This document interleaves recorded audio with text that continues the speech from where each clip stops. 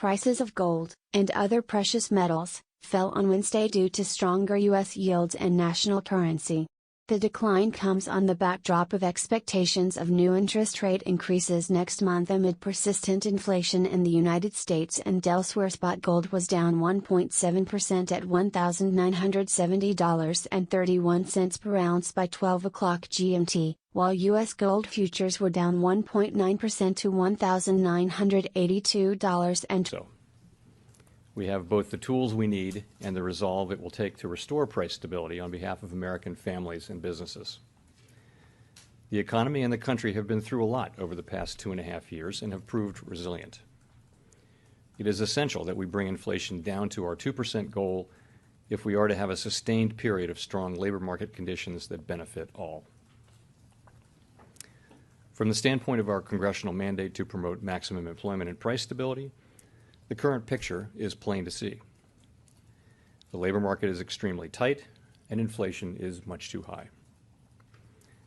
Against this backdrop, today the FOMC raised its policy interest rate by 0.75 of a percentage point and anticipates that ongoing increases in the target range for the federal funds rate will be appropriate. In addition, we are continuing the process of significantly reducing the size of our balance sheet. And I'll have more to say about today's monetary policy actions after briefly reviewing economic developments. Recent indicators of spending and production have softened. Growth in consumer spending has slowed significantly, in part reflecting lower real disposable income and tighter financial conditions. Activity in the housing sector has weakened, in part reflecting higher mortgage rates. And after a strong increase in the first quarter, business fixed investment also looks to have declined in the second quarter.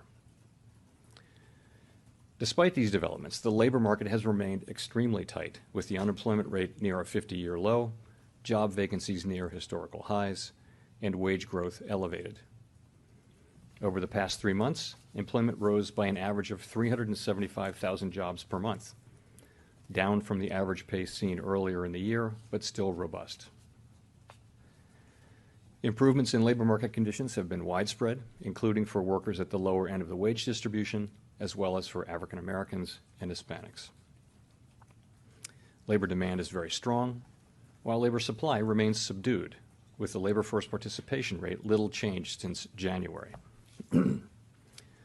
Overall, the continued strength of the labor market suggests that underlying aggregate demand remains solid. Inflation remains well above our longer-run goal of 2%.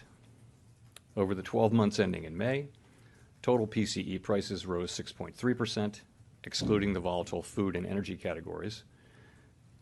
Core PCE prices rose 4.7%. In June, the 12-month change in the Consumer Price Index came in above expectations at 9.1%, and the change in the core CPI was 5.9%. Notwithstanding the recent slowdown in overall economic activity, aggregate demand appears to remain strong. Supply constraints have been larger and longer lasting than anticipated, and price pressures are evident across a broad range of goods and services.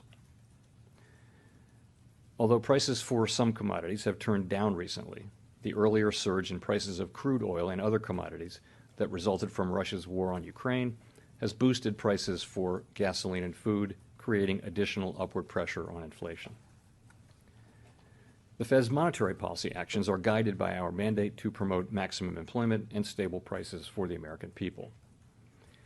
My colleagues and I are acutely aware that high inflation imposes significant hardship, especially on those least able to meet the higher costs of essentials like food, housing, and transportation. We are highly attentive to the risks high inflation poses to both sides of our mandate, and we're strongly committed to returning inflation to our 2% objective. At today's meeting, the committee raised the target range for the federal funds rate by 0.75 of a percentage point, bringing the target range to 2.25% to 2.5%. And we're continuing the process of significantly reducing the size of our balance sheet, which plays an important role in firming the stance of monetary policy. Over coming months, we will be looking for compelling evidence that inflation is moving down, consistent with inflation returning to 2%. We anticipate that ongoing increases in the target range for the federal funds rate will be appropriate. The pace of those increases will continue to depend on the incoming data and evolving outlook for the economy. Today's increase is in the target range is the second 75 basis point increase in as many meetings. While another unusually large increase could be appropriate at our next meeting, that is a decision that will depend on the data we get between now and then. We will continue to make our decisions meeting by meeting and communicate our thinking as clearly as possible. As the stance of monetary policy tightens further, it likely will become appropriate to slow the pace of increases while we assess how our cumulative policy adjustments are affecting the economy and inflation. Our overarching focus is using our tools to bring demand into better balance with supply in order to bring inflation back down to our 2% goal and to keep longer-term inflation expectations well anchored. Making appropriate monetary policy in this uncertain environment requires a recognition that the economy often evolves in unexpected ways. Inflation has obviously surprised to the upside over the past year, and further surprises could be in store. We therefore will need to be nimble in responding to incoming data and the evolving outlook. And we will strive to avoid adding uncertainty in what is already an extraordinarily challenging and uncertain time. We are highly attentive to inflation risks and determined to take the measures necessary to return inflation to our 2% longer-run goal. This process is likely to involve a period of below-trend economic growth and some softening in labor market conditions. But such outcomes are likely necessary to restore price stability and to set the stage for achieving maximum employment and stable prices over the longer run. To conclude, we understand that our actions affect communities, families, and businesses across the country. Everything we do is in service to our public mission. We at the Fed will do everything we can to achieve our maximum employment and price stability goals.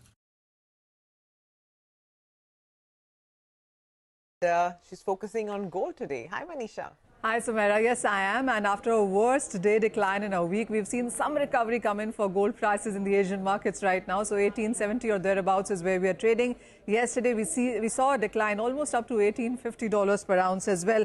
And, the month of May is still trading in negative for gold. And this is after the worst monthly decline that gold posted for the month of April as well since the month of September there. Well, if you look at the speculative buying or the money managers' action in case of gold, the hedge funds have reduced the bullish bets on gold for third straight week. Also, when you look at the short positions in gold, those are at a 7-month high. So clearly, not too many people bullish in case of gold prices. We did see $2,000 per ounce in gold by mid-April, but those gains haven't really held on.